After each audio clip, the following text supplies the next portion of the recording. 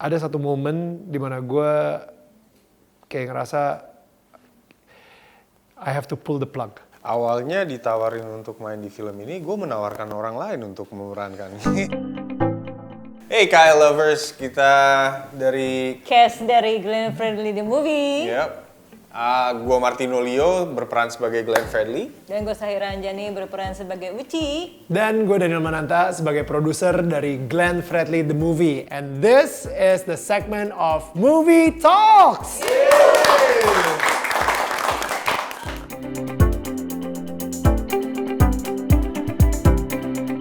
Jadi ketika kita memulai project Glenn Fredly The Movie ini, gue langsung ngobrol sama tim penulis skenario yang gue kenal gitu, dan kita pernah kerja bareng juga, namanya Raditya. Dan di situ kita udah bikin strukturnya. Kita ada researchernya, dia namanya Rio Tantomo. Dia dulu kerja di sebuah majalah Rolling Stones, dan abis itu dia bikin rangkuman dari seluruh researchnya dia setelah dia interview hampir, banyak banget deh orang-orang yang dekat dengan Glenn Fredly. So akhirnya kita punya kira-kira 200 halaman dokumen, isinya benar-benar semuanya karakter-karakter yang ada di sekelilingnya Bung Glenn Fredly. Kita masuk pembuatan skripnya, akhirnya itu kira-kira setahun, baru akhirnya skripnya jadi, benar-benar yes, this is draft final. Banyak banget perombakan, dan justru kita itu dari skrip tersebut baru kita mulai memilih tim atau krunya ya, dan setelah itu baru kita memilih castnya. Jadi cukup lama. Jadi kalau misalnya idenya awalnya dimulai di Januari 2022, kita baru mulai syuting di Oktober 2023. Oktober ya? Ya, 2023. So it was quite a long journey, dan gue bersyukur banget sekarang bentar lagi 25 April 2024 ini akan tayang. Woo! Jadi sebenarnya kalau fokus dari film ini, kita emang banyak pertanyaan. Di awal-awal kita banyak pertanyaan banget. Apakah kita mau angkat Glenn dari zero to hero, atau masa kecilnya dia sampai dia meninggal, atau fokus sama dia dengan musik Indonesia karena dia sendiri perannya besar sekali untuk musik Indonesia juga, atau karir dia dalam beraktivis gitu ya untuk Timur. Banyak banget. Akhirnya kita menemukan sebuah pas di research, kita menemukan sebuah cerita yang menurut gue very heartwarming, yaitu tentang Glenn Fredly dengan keluarganya. Dan keluarganya ini jarang banget diekspos, hampir tidak pernah diekspos. Dia juga jarang ngomongin juga di YouTube dan lain-lain. Nah, tapi kenapa dia nggak pernah ngomongin itu? Karena banyak banget drama-drama di keluarganya Glenn Fredly, dan di situ itu yang kita angkat. Karena secara film dari awal sampai habis itu sempurna banget. Ada resolusinya, di akhirnya kita jadi lebih dekat lagi. Glenn Fredly yang kita lihat sekarang di media akan ada di film dengan keluarganya, interaksi dengan keluarganya. Salah satunya dengan adik Glenn Fredly sendiri, yaitu Uci gitu.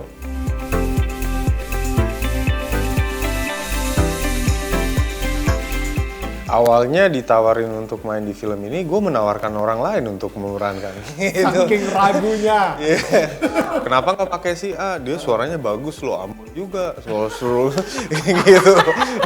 Karena pas gue ditawarin job project ini, I had 3 jobs lined up, and nggak tahu kenapa yang spoke to me itu ya Glenn Fredly The Movie gitu.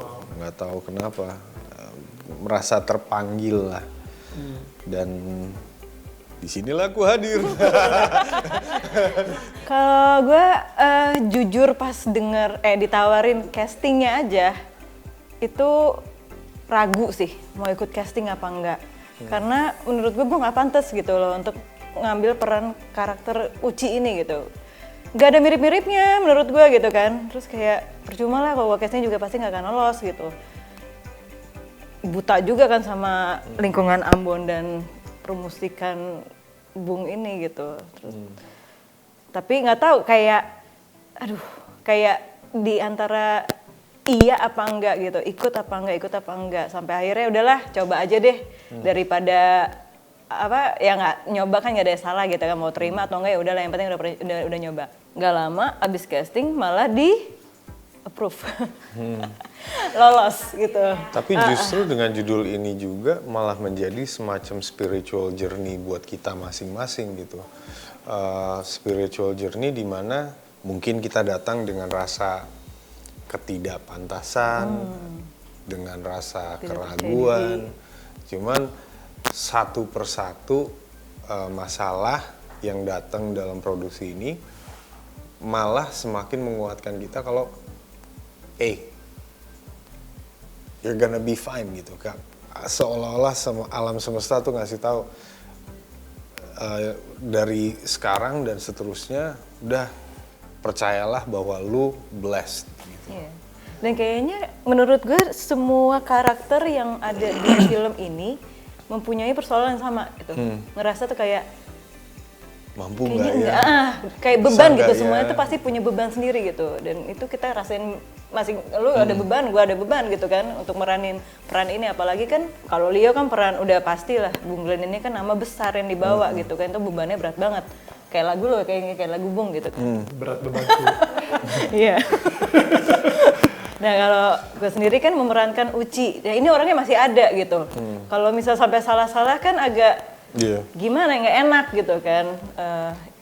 Tapi ternyata ya itu dia, mungkin emang udah jalannya dan mungkin memang yang dibilang peran itu datang dengan sendirinya, memilih orang yang siapa yang mainin, mungkin di sini kali, di film ini gitu.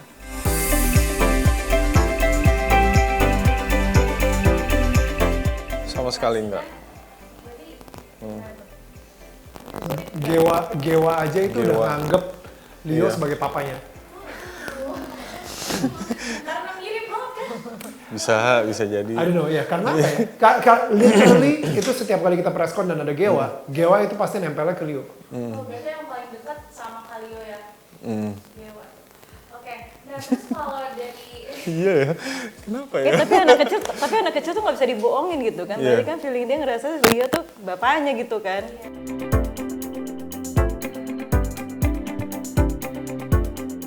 Mutia Ayu. Perutnya. Iya. Aneh ya. Jadi apa yang memantapkan Mutia Ayu. Nah, jadi pas kita lagi pembacaan skrip ke draft 10 kalau nggak salah, itu kita udah mulai ngomongin. Karena emang pertanyaan terbesar semua orang ketika gue bilang gue lagi bikin project film Glenn Fredly the Movie. Siapa yang jadi Glennnya bro? Sampai hari itu gue belum tahu. Gue udah nge-google orang-orang yang mirip dengan Glenn Fredly. Wah, artis TikTok banyak lagi mukanya yang mirip gitu kan. Gue sempet nelfon satu orang dan dia itu ada di Ambon. Gue ngobrol, suaranya mirip, mukanya juga mirip, tapi ya gak tau kenapa ditutup aja pintunya gitu. Jadi gue sendiri juga ngerasa kayak, aduh siapa ya? Ya udah kalau gitu kita cek lagi deh. Siapa lagi nih bukan artis ya, siapa lagi orang-orang yang mirip dengan Glenn Fredly. Oh, gue ketemu 2 orang malahan. Gue ketemu 2 orang. Tapi ya itu ditutup aja jalannya, nggak serak aja gitu. Sampai akhirnya Mutia Ayu yang bilang, itu siapa tuh yang aktor kayaknya dia baru aja menangin Piala Citra deh, gitu kan?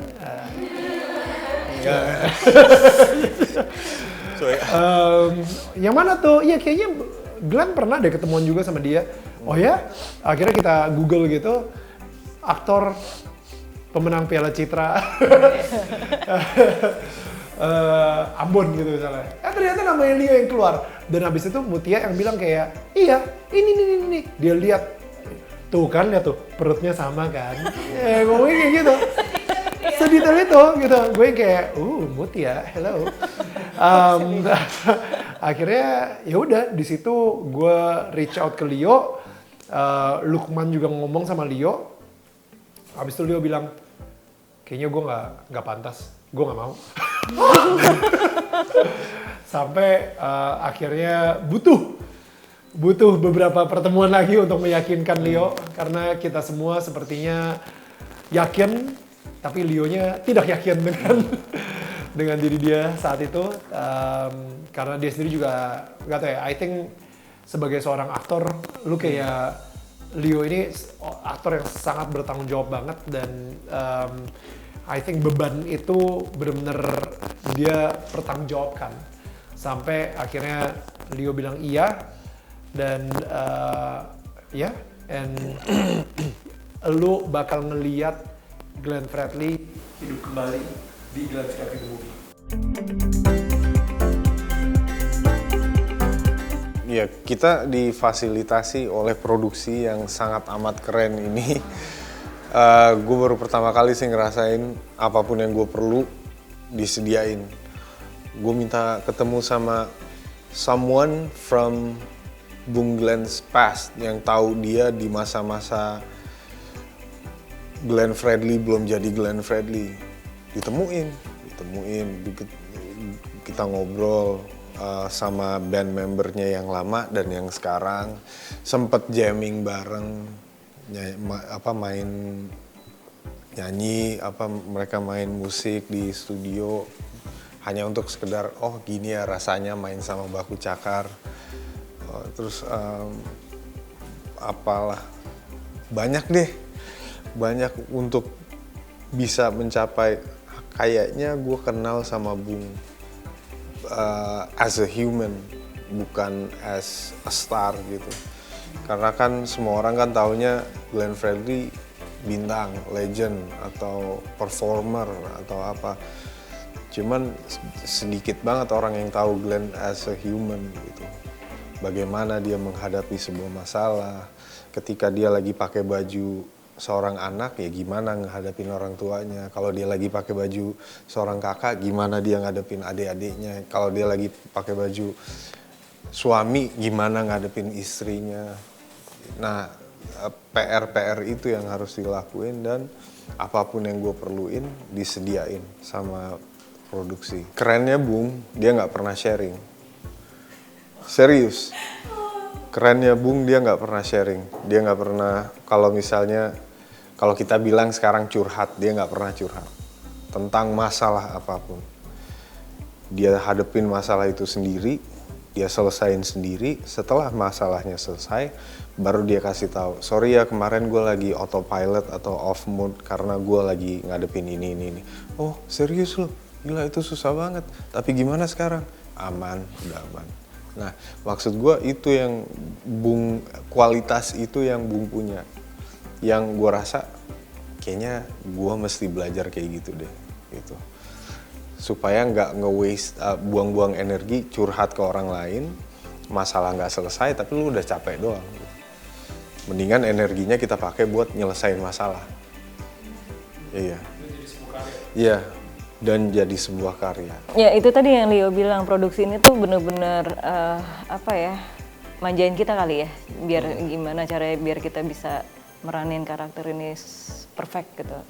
Jadi workshop yang nggak sebentar gitu, supaya bener-bener. Jadi pas syuting tuh kita udah masuk sebagai karakter. Jadi Leo masuk sebagai Bung, gue masuk sebagai Uci gitu, jadi udah siap. Almarhum Bung nih memang sangat ngebantu banget, karena ya itu dia tadi kan ceritanya tentang keluarganya kan, jadi kita harus tahu mereka nih kayak gimana, karakternya kayak gimana, Uci sendiri orangnya harus kayak gimana gitu kan, nggak bisa kan kita nyiptain karakter ini kalau nggak tahu aslinya tuh orangnya kayak gimana gitu. Jadi gue ketemu Kak Ucinya langsung, terus untungnya juga ketemu sama mama papanya juga, adik-adiknya juga, jadi kelihatan gitu hubungan mereka kayak gimana.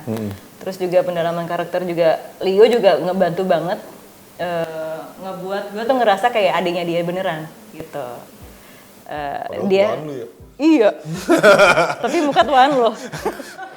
Iya lagi. Iya, jadi kita tuh ngerasa kayak gue ngerasa kayak Leo tuh emang Bung gitu. Nah, gue tuh kayak ngerasa gue Ucinya gitu. Nggak tahu itu dapat sendiri, mungkin karena hasil dari workshop yang kita jalanin berhari-hari, sebulan ada kali ya. Gitu. Apanya? Workshopnya mah lama. Lama sih, hampir 2 bulan. Iya, hampir 2 bulan, lebih dari sebulan lah yang jelas. Iya.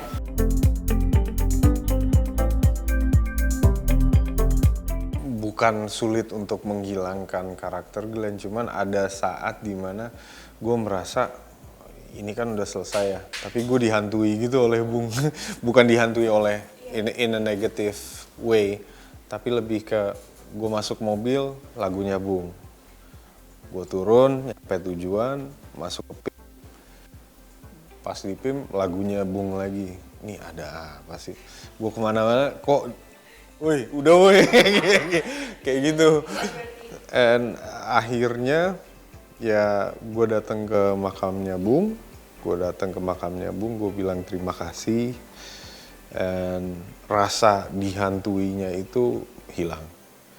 Rasa kayak, apa ya, rasa kayak my job is not done, itu hilang. Kan pertama kan you guys went nyekar Lu nggak rame-rame ikut? kan, gue nggak ikut, tapi gue datang sendiri. Oh.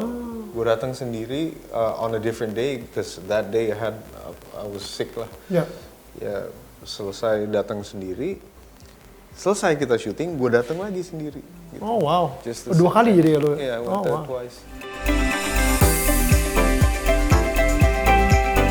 Sebenarnya ada satu momen di mana gue pengen call off the project.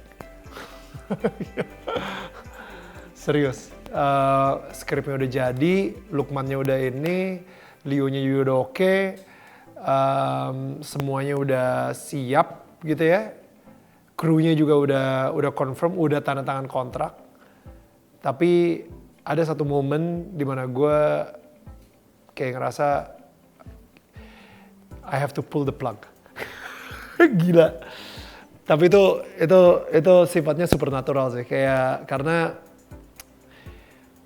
ada apa ya, ada dan di situ gue berdoa banget, berdoa habis-habisan, berdoa banget. Tuhan pengen gue terusin ini atau enggak gitu, karena di situ ada suara di kepala gue yang kayak menghakimi gue gitu, kayak enggak, lu nggak layak untuk melanjutin project ini, lu nggak seharusnya. Lihat dong, ini kan project Tuhan, kok lu nya masih kotor, lu nya masih berdosa, lu nya masih gue mengkondem diri gue sendiri banget gitu untuk melanjutkan project ini. Di situ keluarga Bung Glenn juga sampai berpuasa, kita berdoa bersama-sama. Saya sampai nangis di depan keluarga Bung Glenn. Saya bilang, jujur, gue berharap kita bisa lanjut. Tapi kalau misalnya nggak lanjut ya mungkin emang Tuhan berencana cuma sampai sini aja. Dan gue ngomong itu gue sambil nangis sejadi-jadinya. Tapi ya akhirnya ada seseorang dari Sydney, dia orang India. Dia tinggalnya di Sydney, dia emang pendoa. Dan dia tiba-tiba hari Sabtu, setelah gue ngomong itu, dan hari Sabtu itu gue semua pada tahu kalau gue nggak pernah ngecek handphone. Jadi gue baru ngecek handphonenya hari Minggu. Jadi hari Sabtunya itu dia WA gue, dia bilang, Neil, gue barusan berdoa, tiba-tiba Tuhan taruh di hati gue ada muka lu gitu. Dan dia bilang, apapun yang lu mau lakuin selanjutnya, itu adalah pilihan lo, dan Tuhan akan bersama kamu. Gila. Dan di situ gue langsung kasih tahu ke keluarga, we go ahead with this project. Itu sih. I think challenge terbesar ternyata adalah mengalahkan suara-suara negatif di otak gue. Yang lainnya untungnya semuanya bisa terselesaikan gitu. Tapi yang that was the toughest one gitu. Apakah gue layak untuk melanjutkan project ini atau enggak? Jadi karena gue selalu ngulang-ngulang, ini project Tuhan, ini bukan project gue gitu. Jadi ada satu momen di mana tim kita, Mbak Ana, dia head of studiosnya Dem I Love Indonesia Pictures. Dia bilang, Neil, mereka secara apa bilangnya, lisan gitu ya, udah commit, tapi belum ada yang masukin duit sama sekali. Gue bilang sama Mbak Ana, oke Mbak Ana, tanda tangan, suruh mereka tanda tangan aja. Tapi duitnya dari mana? Gue bilang sama Mbak Ana, ketika kita butuh duitnya, Tuhan akan menyediakan. Lu gak usah ngomongin gue kayak gitu deh, kasih lihat gue dulu duitnya, baru kita bakal jalan. Mbak Ana, kalau udah ada duitnya, apa gunanya iman? Cie. Justru iman itu ketika kita belum lihat duitnya, kita terus berdoa sama Tuhan supaya Tuhan ngasih duitnya di waktu yang tepat gitu. Gue bilang sama, ya udah Mbak Ana secara nekat teman-teman semua, dia ngasih semua kontraknya ke kru dan kru tanda tangan semua. Dan gue nanya, kita harus DP kapan? 2 minggu lagi gitu, itu yang paling lambat. 2 minggu kemudian, kalau misalnya nih Tuhan, ini proyeknya Tuhan dan Tuhan mempercayakan gue sebagai manajernya, ya manajernya kan ya, ngikutin bos ya gitu kan. Ya udah, kalau misalnya duitnya nggak masuk-masuk, ya proyeknya harus kita batalin. Udah, ngomongnya kayak gitu aja. Jadi kasih kita investor gitu. Literally, besoknya, guys, besoknya, gue lagi lari di GBK, ketemu satu orang, dan habis itu gue yang kayak, hey bro, apa kabar? Gila, long time no see. Oh iya, yuk. Tapi gue lagi latihan lari lumayan kenceng gitu. Jadi gue, oke, see you, bye. Nah, GBK kan lumayan tuh 1 kilo tuh ya. Pas lagi di tengah-tengah gitu, tiba-tiba di hati gue kayak Tuhan bilang gue, katanya mau investor. Ini gue udah ngasih tau, udah ketemuin temen lo yang lama, malah lo cuman, hey bye, gitu.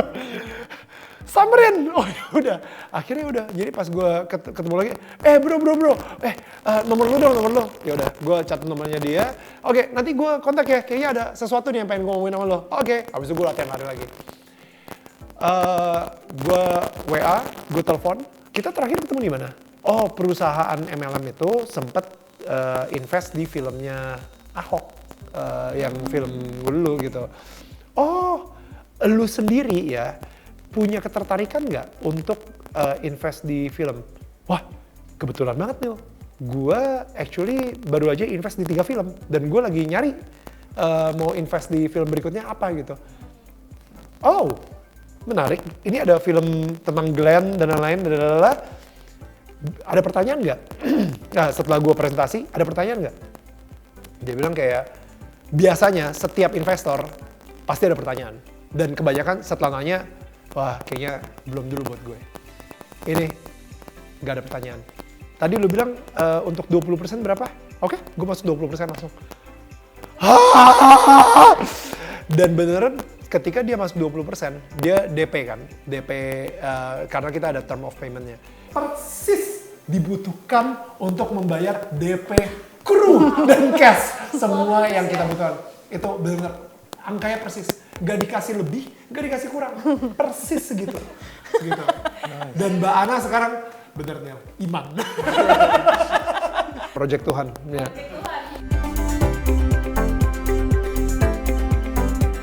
Jujur kan itu baru pertama kali ngelihat ya. Ada rasa, gimana ya mau bilang ya, sedih, nggak kayak kena ke hati tuh nggak sih pas ngelihatnya gitu, pas nonton kayak, ada kayak gitu ya loh, pas adegan-adegan yang karena mungkin karena gue mainin gitu kan, jadi tahu gitu, ini adegan yang ini ya adegan ini, jadi tahu gitu, kena di hati. Terus kayak nontonnya kayak anak kecil nonton kartun gimana sih? Kayak fokus gitu, gitu. Kayak nggak mau lewat sedikit pun gitu sih. Kalau gue ya ngeliatnya biasa aja. Oh. Tapi itu pertama kali juga ya kemarin. Itu pertama kali. Di bioskop kemarin. Kalau gue sih malah ngelihatnya itu benar-benar bikin bertanya. Hey KL lovers, gue Martin Nolio. Gue Saira Anjani. Dan gue Daniel Mananta. Jangan lupa Glenn Fredly The Movie. Di situ kita bakal nyanyi bareng, karaoke bareng, bernostalgia bareng, dan mungkin nangis-nangis bareng gitu, mengingat kembali Bung Glenn Fredly. Alright, 25 April 2024, jangan lupa untuk nonton Glenn Fredly The Movie.